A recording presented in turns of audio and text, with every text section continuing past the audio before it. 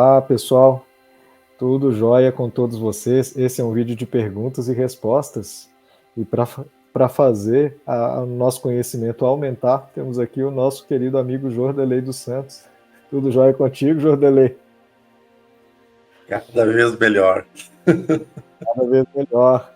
Muito bem. Gostei da resposta. Nós estamos mesmo, né? Cada vez melhores. É engraçado que não é só uma retórica, né? Responder isso. Porque quando alguém pergunta como você tá, a gente está tão acostumado com essa pergunta ser social e com a resposta social de tá tudo bem, né? Ou tal coisa tá meio chata, mas eu tô resolvendo. E quando eu habituo a responder cada vez melhor, eu começo a comparar com a vez anterior.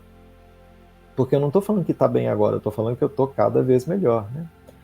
E aí a gente começa a perceber como realmente tem coisas que estão avançando e a gente nem se dá o trabalho de agradecer ou de prestar atenção, né?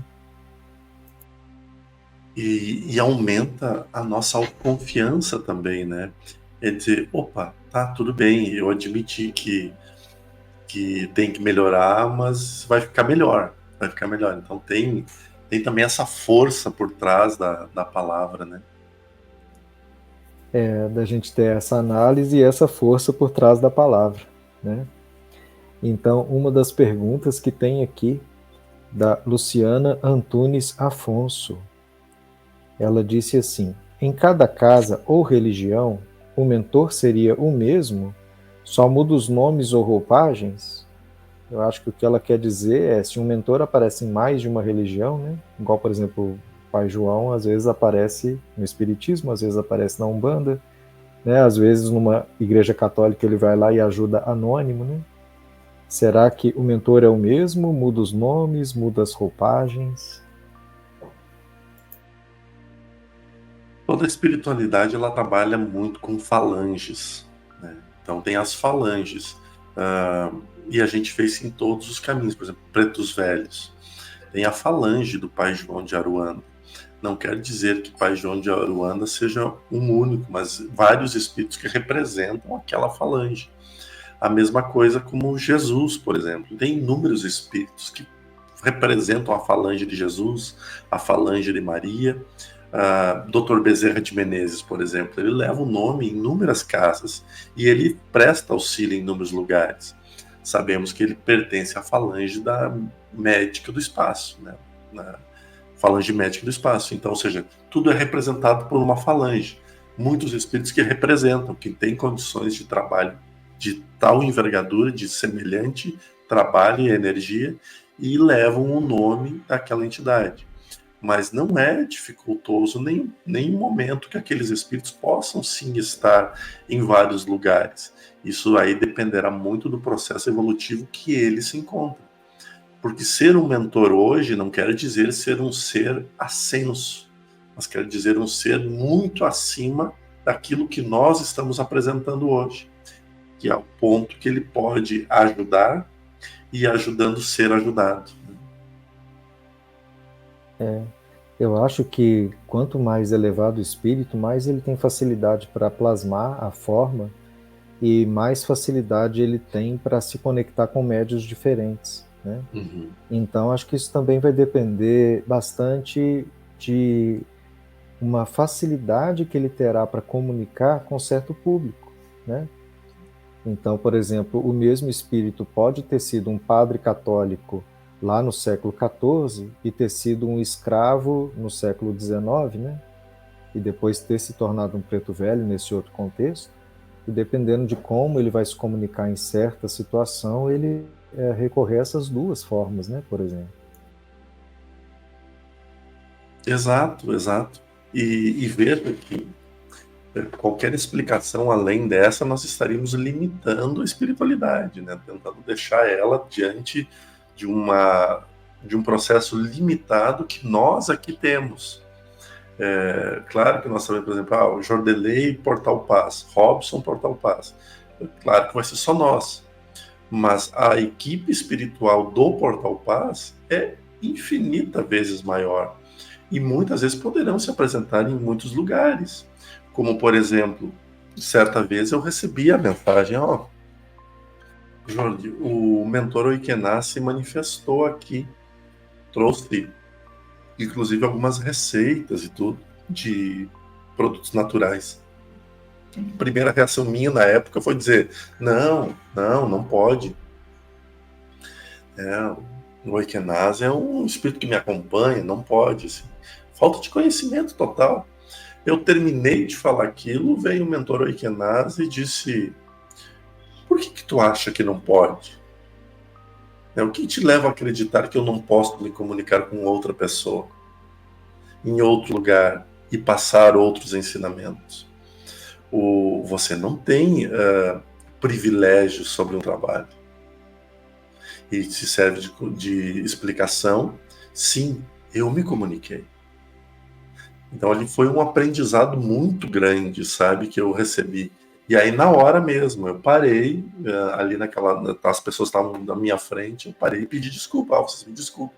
O mentor Equenaz está aqui dizendo que eu estou equivocado e que realmente foi ele que se manifestou. Porque com eles eu não deixo na reta o meu jamais, assim, eles falaram, tá falado. Mas é um exemplo de que pode, né? Uma outra ilustração que está me vindo na cabeça, né, é sobre a Joana de Ângeles, né? Então, é fácil falar porque agora está tudo muito público e tem muitas mensagens comprovando as coisas sobre ela, né? E já é bem folclórico, assim, de que no começo ela se apresentava para o Divaldo como um espírito amigo, um espírito amigo, um espírito amigo. E ele ficava perguntando, quem é você, quem é, né? Não, mas me dá um nome, mas não é possível, esse espírito amigo não tem nome, né? Eu quero saber quem é. Depois de muito tempo que ela foi falar, o meu nome é Joana. E ele falou assim, Joana, né? Aí ela falou, não, pode me chamar de Joana de Ângeles, mas você sabe quem eu fui. Eu fui a freira, né, Joana Angélica de Jesus, que encarnou aqui em Salvador, no convento, e que defendeu o convento dos soldados, né? E aí ela apareceu para ele como aquela encarnação de Joana Angélica, né? Que tem até na história da independência, a história dessa freira. E aí ele ficou satisfeito com aquilo, né? A Joana Angélica. Mas depois que ele foi viajando pelo mundo, e aí ele já estava bem mais dedicado ao trabalho, e ela já tinha mais confiança nele, né? Então tem duas passagens diferentes, uma que ele estava no México, fazendo conferências lá no México para divulgar o espiritismo lá, e aí um rapaz pegou e falou para ele assim, né? Eu sou engenheiro. E aí a Joana falou para ele assim, fala para esse rapaz aí que é para ele levar você na cidade de origem dele, porque ele é da nossa família espiritual. E aí o Divaldo foi conversando com ele, né? E ele falou assim, no fim de semana que vem eu vou lá na família dos meus pais, na minha cidade de origem, se o senhor quiser, a gente pode ir junto. E quando chegou lá, aí a Joana de Ângeles, ela transfigurou, e aí ela revelou para o Divaldo assim, aqui no México eu fui uma poetisa, a primeira feminista das Américas, né? Eu também freira, que escrevia poemas, e aí ela transfigurou com aquela personalidade, né? De Juana Inês de la Cruz, que era o nome dela nessa outra encarnação que ela estava no México, né? E aí ele viu, né? Então que tinha uma outra faceta dela que ela poderia plasmar, né? Essa outra face. E aí ainda teve uma outra ocasião que o Divaldo estava viajando na Itália. E aí ela falou assim, eu quero que você vá em Assis e vai fazer uma prece na igreja que tem lá, São Damião. E que quando ele chegou na igreja, ela transfigurou de novo e aí ela revelou para ele que ela tinha sido Clara de Assis, né? E aí ela transfigurou nessa outra forma, que era a forma de Clara de Assis, né? E o interessante é que, mesmo ela tendo essas personalidades, né, na época da codificação, ela escreveu 2 mensagens no Evangelho segundo o Espiritismo, ela poderia ter colocado Clara de Assis, né? Mas ela colocou um espírito amigo. Então, para a gente ver assim, como essa coisa, né, do mentor é muito mais a energia dele do que propriamente a forma dele, né? Eles não estão preocupados com nomes. E os nomes são as nossas preocupações. Eles realmente estão muito preocupados, né? O termo correto não seria preocupados, focados no aprendizado nosso das mensagens. Este sim é o viés perfeito, um espírito amigo, né? E muitos aqui se manifestam também como espíritos amigos. Um amigo espiritual, né? É. Um irmão, né? Às vezes um irmão, né? A assinatura deles às vezes é assim, né? Muito bem. Vamos para uma pergunta mais prática. O Johnny Boy Toy, ele fez a seguinte pergunta: ao desmaiar, a alma também sai do corpo? Não sei porque eu nunca desmaiei, mas levando em consideração que o corpo perde a tonicidade, o movimento lúcido, é bem possível que tenha, sim, um afastamento abrupto do espírito para o corpo desmaiar. É bem possível que seja isso mesmo, mas eu nunca observei nem de perto e nem vivi isso, Johnny. Então, mas se quando a gente dorme e o corpo fica inerte, porque o espírito saiu, então provavelmente há sim uma saída abrupta para ocorrer o desmaio. Eu acho que pode ter as duas possibilidades, né? Igual, por exemplo, quando a gente dorme, pode acontecer de eu desdobrar e sair do corpo, mas aquela pessoa que está tão presa na ideia material ou que tem medo, né? Ela fica ali, paradinha, junto com o corpo físico, né? O corpo está desmaiado e ela está lá, esperando para ver o que vai acontecer, né? Eu acredito que num desmaio também possa ter as duas circunstâncias, né? Imagina que o espírito está meio entorpecido por algum motivo, né? Que ele não está lúcido, aí às vezes ele vai ficar desmaiado junto com o corpo. Ou talvez até uma paralisia espiritual, né? Possa ter ocorrido alguma coisa. Tem inúmeros fatores. Mas é uma excelente pergunta. Eu vou questionar bastante o Oikenaz, Johnny. Boa ideia. Então, uma outra pergunta aqui, que já apareceu de uma forma semelhante, mas não exatamente assim. A Thalita Antunes está perguntando: uma pessoa pouco comunicativa pode ser médium de psicofonia? Pode, e acontece mais do que imagina. Muito mais do que se possa imaginar. Muitas vezes, as pessoas mais introvertidas são as que mais têm as capacidades de comunicação. Porque exatamente a mediunidade, ela vem para tirar de nós aquilo que há de melhor. Eu sei que isso às vezes é até engraçado, mas as pessoas que me conheceram do passado sabem o quanto eu tinha vergonha de estar frente às coisas. A vergonha que eu tinha de estar em ambientes públicos, eu tinha vergonha de ir em lugares, eu me borrava de medo de ir em muitas coisas. E aí, depois que surge a mediunidade em 2003, ela não pôde mais ser escondida.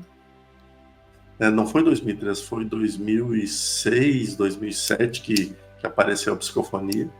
Então, aí não teve mais como esconder ela. Mas antes da psicofonia, eu comecei a dar palestra no Centro Espírita. E já expliquei isso, que era ou eu assumia as palestras sem conhecimento nenhum, ou fechava a casa que estava me fazendo bem.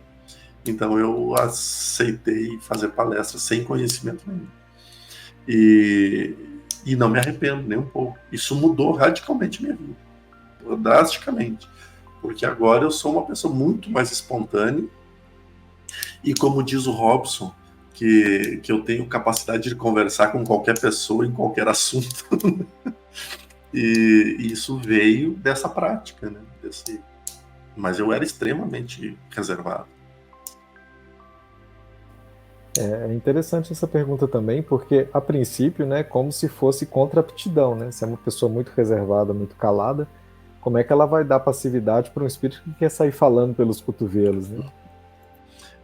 Agora que eu tenho frequentado um centro, um terreiro de candomblé, aqui em São Paulo, né, de vez em quando eu vou lá conhecer os trabalhos. Tem uma mulher que eu conheci lá, que ela pensa na pessoa tímida, Robson, mas tímida mesmo, assim, de ela não conseguir nem te olhar nos olhos. E ela com uma capacidade de incorporação, como eles chamam lá, né, de psicofonia imensa. E aí ela recebe com muita frequência um herê.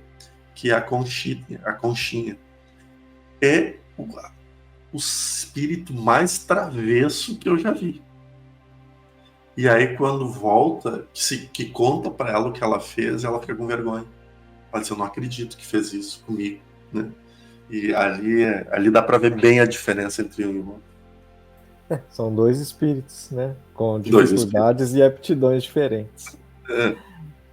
Mas muito bem. A Lúcia Alves fez uma pergunta interessante também. Tem algum significado sonhar com o dia da própria morte?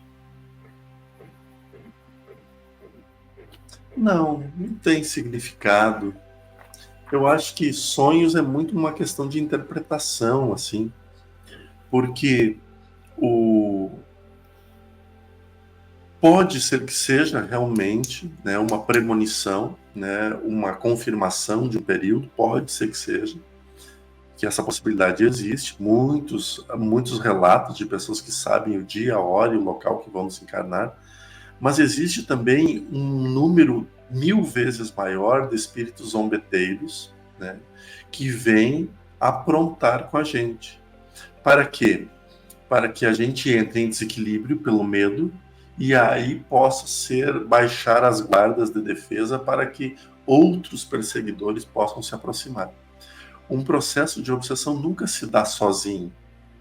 Sempre é uma equipe. Então tem aqueles que fazem que reconhecem o terreno, tem aqueles que montam as estratégias, tem aqueles que executam as estratégias. E cada uma tem uma etapa. Precisa mandar um fulano lá, alguns espíritos que desestabilizem para ele baixar a guarda, para daí os outros entrarem. E sempre quando se fala de desencarnar e estar perto, é normal que a gente trema nas bases. Porque a gente vê a quantidade de tarefa que nós temos atrasado. Eu falo isso por experiência própria, né? Quando eu viajava muito para Caxias do Sul, mas 2 a 3 vezes por mês, os espíritos vinham conversar comigo dizendo que eu ia morrer naquele dia, me mostravam um acidente de carro. E aí cabia a mim rezar muito para não entrar naquela corrente de energia. E foram 8, 9 anos, nunca aconteceu nada, né? Então, tem que tomar muito cuidado. Eu sou um tanto quanto precavido demais com informações do mundo espiritual, seja elas quais forem, né? Tem que estar sempre um pouquinho com o pé atrás. Eu acho que a gente pode levar para esse lado, né? De a gente tem uma certeza, algum dia vai ser. Não sei que dia, não sei como, né? E às vezes eu ter essa projeção mental sobre a minha própria morte pode ser só uma lembrança de que, olha, aproveita bem teu tempo, né? Aproveita bem teu tempo porque ele é finito, ele vai acabar. A vida é infinita, mas essa oportunidade que você está vivendo é finita, ela vai acabar daqui a pouco. Então aproveita o máximo que você puder, né? Sempre que tem esse assunto sobre o dia da morte, eu lembro da doutora Ana Cláudia Quintana Arantes, né? Que é a médica intensivista que trabalha em São Paulo e que também tem uma linha um pouco budista de tentar fazer uma reflexão sobre esse dia, né? Esse dia da morte. E ela atendeu muitos pacientes terminais durante muito tempo e ela tem um vídeo no YouTube que chama Os 5 Grandes Arrependimentos Antes de Morrer. Esse vídeo circulou na internet, de vez em quando ele volta, e é bom que ele volte porque realmente ele traz coisas muito preciosas, né? Porque essas pessoas que ela entrevistou, elas estavam falando da situação real que elas estavam vivendo. Minha vida está acabando agora. E eu tenho que fazer um balanço e aí o que eu arrependi de não ter feito, né? Então, para quem não está nessa situação é muito instrutivo, porque a gente ainda tem tempo, né? Então a gente ainda tem tempo de viver essas grandes coisas que eles chegam lá na frente e eles falaram assim, ó, arrependi de não ter feito isso, né? A gente precisa tomar esse cuidado muito grande e viver com intensidade as coisas. Mas com intensidade não é em desequilíbrio, mas é com equilíbrio e intensidade. Não deixar nada para amanhã. Como a gente posterga ainda muitas coisas. Mas acredito que sejam essas as respostas, né? Podemos encerrando por aqui, desejando a todos uma semana muito linda, muito especial e muito abençoada. Um abraço gigantesco. Fiquem com Deus.